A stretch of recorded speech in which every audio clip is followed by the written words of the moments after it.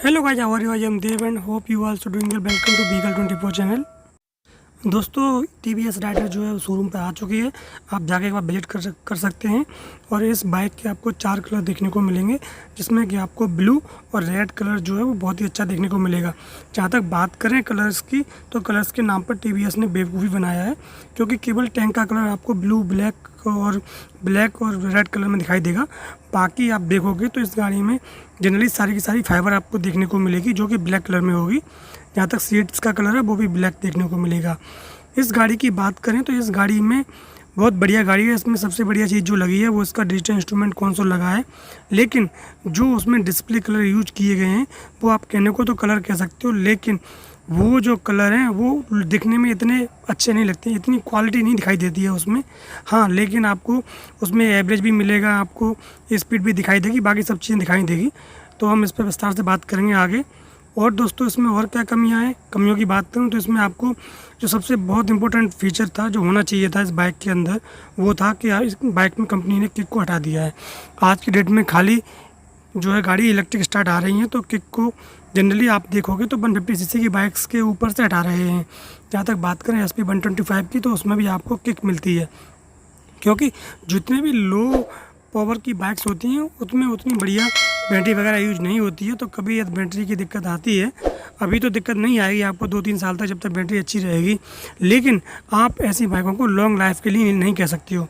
मान लो आपको 4-5 साल हो गए, उसके बाद में बैटरी में दिक्कत आती है, तो यदि आपकी गाड़ी में किक है तो आप उससे उस गाड़ी को स्टार्ट कर सकते हो।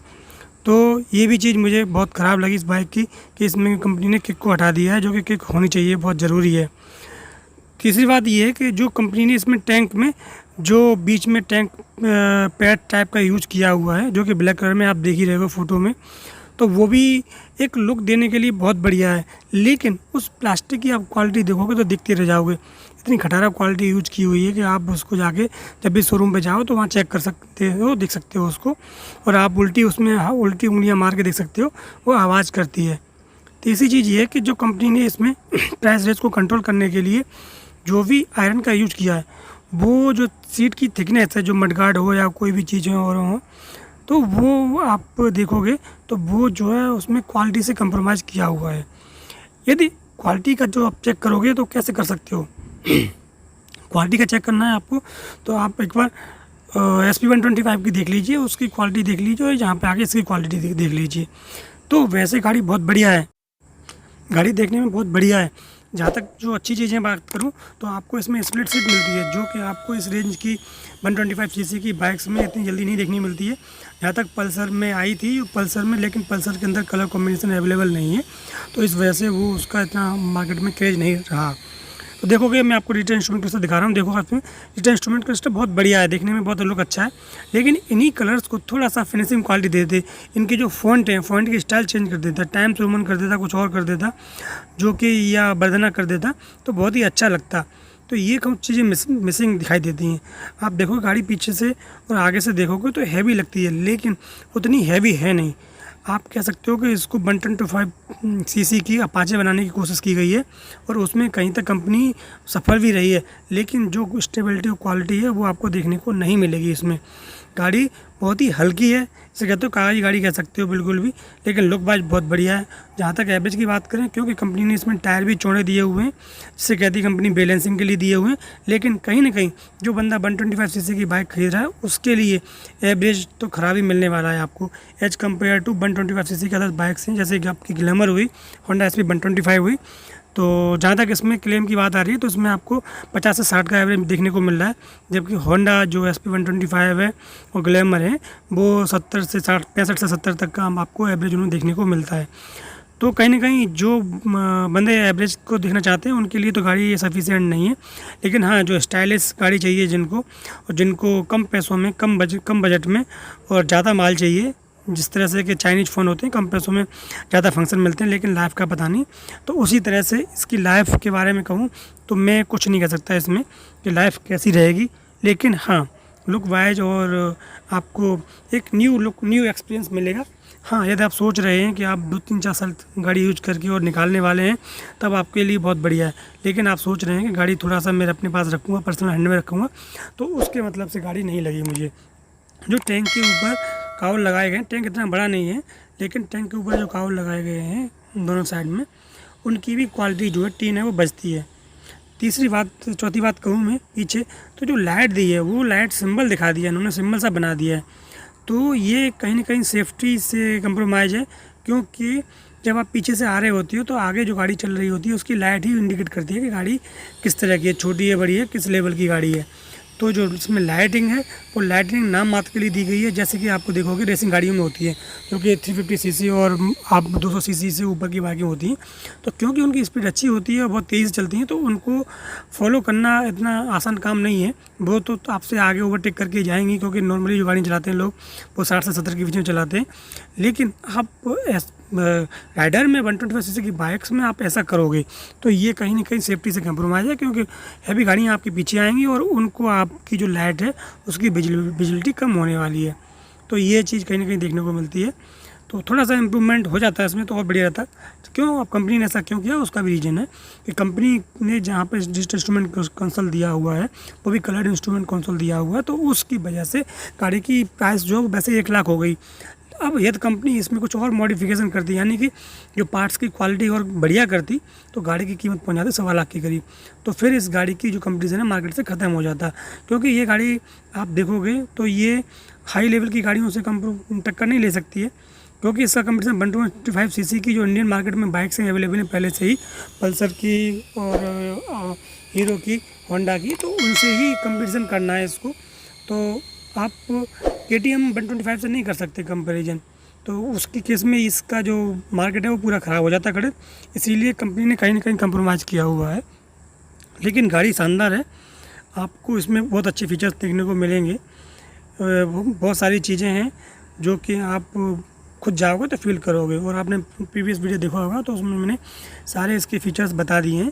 अभी ये बताने का ये मकसद था कि जो लोग अल्टरनेट सोच रहे हैं कि SP 125 से कम्पीट करेगी या ग्लैमर एक्सटेक से कम्पीट करेगी, तो मैं मानता हूँ ग्लैमर एक्सटेक से और SP 125 से फीचर के मामले में कम्पीट कर सकती है, लुक के मामले में कम्पीट कर सकती है। लेकिन जहाँ बात करोगे कि इससे आपको माइलेज नहीं मिलने वाला है अच्छा बढ़िया वाला, ना ही इसमें आपको किक मिलने वाली है कि कोई प्रॉब्लम होगी तो आप किक से स्टार्ट कर सको गाड़ी को, और ना ही आपको इसमें सिंगल सीट मिलती है, क्योंकि स्प्लिट सीट देखने को मिलती हैं। तो इसमें आप सोच रहे हो कि 3 लोगों कभी मौका पड़ जाए तो 3 लोगों को बैठना पड़े, यानी कि फैमिली के मतलब से बाइक है ही नहीं, फैमिली के मतलब से चाहिए तो आपको SP 125 पे जाना चाहिए। तो कह सकते हो आप कि ये केवल चाइनीज माल निकाला बहुत बढ़िया तरह से, जो कि चलने में बहुत बढ़िया रहता है, जिसकी लाइफ कम होती है लेकिन युवाओं के लिए बहुत अट्रैक्ट करता है। जिस तरह से MI के फ़ोन बिकते हैं उस तरह से ये गाड़ी भी आपको मार्केट में दौड़ती हुई दिखाई देगी। और जहाँ तक इसका जो परचेजर है वो आपका युवा ही मिलेगा, कोई सीनियर मोस्ट पर्सन या कोई एक्सपीरियंस होल्डर इस गाड़ी पर नहीं जाएगा। क्यों उसका रीज़न यही है, मैंने आपको बता दिया कि जो इसकी जो आप सीटिंग देखोगे ना, एक सबसे पुराने जब हम LML स्कूटर देखा होगा उस तरह से सीटिंग को किया गया है। तो सीटिंग बढ़िया की गई है, चौड़ी की गई है, और कभी कभी स्कूटी की याद दिलाती है, लेकिन ऐसा कुछ है नहीं, क्योंकि अब इसमें 2-3 चीज़ें आपने ऐसी देखी कि जो कंप्लीट करने में दिक्कत कर रही हैं। तो बाकी गाड़ी बढ़िया है। अब क्योंकि नेक्ड बाइक है उस तरह डिज़ाइन की गई है, तो थोड़ा सा इसमें यदि कोई भी छोटा मोटा एक्सीडेंट भी होता है तो इसका जो मीटर है वो ख़राब होगा। मीटर ख़राब होगा तो आपको अच्छी खासी चपत लगने वाली है। तो ये भी चीज़ें आपको देखनी है। बाकी तो गाड़ी गिर जाएगी तो कोई दिक्कत नहीं, फाइबर है वो आपको मिल जाएगा, कोई इतना हैवी काम नहीं है। बाकी थोड़ा सा कोशिश की गई है नेक्ट बनाने की, तो वो भी आप देख सकते हो। बाकी आप देखोगे तो जो इसमें सेफ्टी के लिए पीछे गार्ड लगा होता है, पिलियन गार्ड होता है नीचे तरफ, उसकी जो क्वालिटी है वो भी इतनी बढ़िया नहीं है, वो भी आप हिलाओगे तो हिल जाता है हाथों से। तो मतलब बाकी सब चीज़ें जो है आप एक तरह से कंपनी ने फॉर्मेलिटी में दी हुई है कि हाँ हम आपको फॉर्मेलिटी में दे रहे हैं, लेकिन हाँ वो क्वालिटी आपको उसमें देखने को नहीं मिलेगी। हाँ जहाँ तक कंपनी ने काम किया है वो आपने इंस्ट्रूमेंट कंसोल पे काम किया, कंपनी ने एग्जॉस्ट पे काम किया हुआ, एग्जॉस्ट बहुत अच्छा लुक दे दिया है उसको, जो कि कम्पीट करता है। जहाँ तक बात करें फ्रंट लुक की, तो फ्रंट लुक भी बहुत ज़बरदस्त दिया हुआ है, कावल वगैरह लगाए हुए हैं तो बहुत अच्छे लगते हैं। और मतलब लुक में वाइज तो आप शानदार कह सकते हो, लुक में कोई दिक्कत नहीं है, लुक वाइज तो बहुत ही लुक अच्छा लगता है, अपीलिंग करता है। बाकी आप देखोगे परफॉर्मेंस चाहिए तो परफॉर्मेंस की अभी कोई गारंटी नहीं है, अभी देखते हैं मार्केट में कैसा परफॉर्मेंस देती है गाड़ी। तो गाड़ी अभी भी मार्केट में अभी शुरू हुई है, डिलीवरी शुरू हो गई है, आप जा कर के बुक कर सकते हो अपने लिए। तो जो कुछ चीज़ें थी जो इम्प्रूव होनी चाहिए थी वो मैंने यहाँ इस वीडियो में डिस्कस की हैं, तो आप उन चीज़ों को कंसिडर कर सकते हैं। और हाँ, एक आपको फीलिंग वो नहीं आएगी जो आप होंडा की बात करते हो, होंडा में जो फीलिंग आती है। आप यदि परचेजिंग की प्लानिंग कर रहे हो तो एक बार होंडा SP 125 को भी देख लें, उस पर आप बैठ के ड्राइव करके टेस्ट ड्राइव देख लें, वो फीलिंग बहुत अच्छी आती है उस पर। तो उसकी तुलना में फिर इस पर बैठ के देखें तो फिर आपको समझ में आएगा क्या है। लेकिन गाड़ी की परफॉर्मेंस तो उसकी एवरेज पे उस पर डिपेंड करती है। तो कह सकते हैं कि TVS ने बहुत अच्छा कमबैक किया हुआ है, वो भी कम्पीट करने के लिए, क्योंकि होंडा SP 125 में डिजिटल इंस्ट्रूमेंट कंसोल मिलता है, वो भी सिंपल ब्लैक एंड वाइट मिलता है, जबकि ग्लैमर एक्सट्रैक्ट में आपको डिजिटल इंस्ट्रूमेंट कंसोल मिलता है जो भी डिजिटली कनेक्ट हो सकता है विद मोबाइल, आपको ब्लूटूथ के जरिए, और उसमें आप नेविगेशन वगैरह सुविधा देख सकते हो। तो जहाँ टेक्नोलॉजी की बात करें तो अभी भी टेक्नोलॉजी के मामले, बेहतर मामले में आपको ग्लैमर एक्स्ट्रा की होगी। लेकिन रिलेबिलिटी की बात करूँ तो रिलेबिलिटी में आपको लॉन्ग टाइम तक बाइक रखनी है अपने पास में पर्सनल यूज के लिए, तो आप होंडा पे जाइए। और हाँ, आपको शॉर्ट टाइम के लिए बाइक रखनी है और एन्जॉयमेंट करना है, दिखाना है और थोड़ा सा अपना इंप्रेशन जमाना है, तो आपके लिए TVS राइडर बहुत ही बढ़िया बाइक रहेगी। क्यों? क्योंकि इन बाइकों की जो लाइफ है, इसमें आपका कंपनी ने किक स्टार्ट नहीं दिया हुआ है, तो उसका रीज़न यही है कि उस कंपनी ने मान के चल रही है कि युवाओं के पास में रहेगी और युवा जल्दी जल्दी अपना यूज करते हैं, और उसको ज़्यादा वो ज़रूरत नहीं है कि बहुत सारी चीज़ें चाहिए, उसको नई टेक्नोलॉजी चाहिए, चाहे उसमें बाद में दिक्कत आए कोई दिक्कत नहीं है। अब थोड़ा समय यूज करके युवा उसको आगे निकाल देता है, एक दूसरे बंदे को बेच देता है। तो इस तरह से उस मामले के हिसाब से बहुत ही बढ़िया बाइक निकल के आई हुई है ये, और राइडर लिखा हुआ है सिल्वर कलर में, वो भी बहुत अच्छा लगता है।